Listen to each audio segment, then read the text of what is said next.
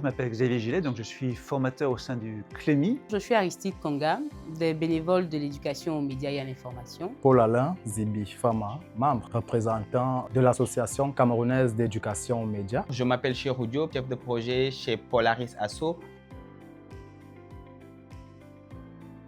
Le référentiel de compétences du RFMI, c'est un outil qu'on a construit pour qu'il puisse être utilisé par tous les acteurs susceptibles d'intervenir dans le champ de l'éducation aux médias et à l'information. Et on y a ajouté des compétences de transférabilité, c'est-à-dire pour tous les différents acteurs qui vont s'emparer de ce dossier-là, de ces questions-là, comment je vais pouvoir mettre en œuvre des ateliers, des sessions, des séances d'éducation aux médias et à l'information en fonction des différents publics.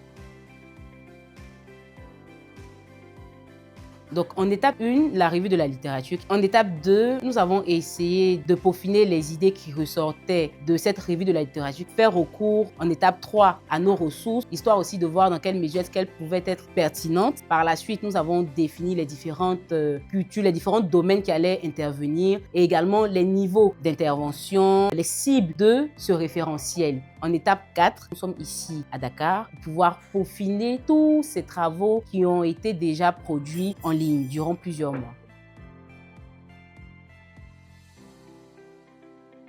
Donc nous sommes à Dakar pendant une semaine pour essayer de challenger ce référentiel afin que les bénéficiaires, qui est la cible, notamment les enseignants, les éducateurs, puissent avoir dans ce document toutes les compétences nécessaires en éducation, médias et l'information. Et il est important pour nous ces sessions de test du référentiel pour vérifier s'il n'y a pas de trou dans la raquette.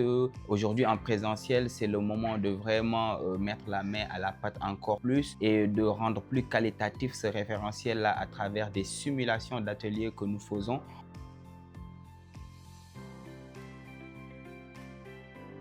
On a essayé de faire en sorte que ce référentiel puisse s'adresser à un maximum d'acteurs différents. Ça peut être des enseignants, des formateurs, des professeurs d'université, des enseignants en école de journalisme, des éducateurs de jeunes. On a essayé vraiment de viser le plus large possible pour qu'il puisse être utilisé. Et la répartition des différentes compétences entre 3 grandes cultures, informationnelle, numérique, médiatique, essaie de répondre à cet enjeu-là. Et on a également intégré dans ce référentiel des niveaux de connaissances élémentaires, intermédiaires, expérimentés, afin que chacun puisse piocher, trouver le niveau qui lui correspond le mieux. Vive l'EMI, vive le RFMI et merci beaucoup à tous.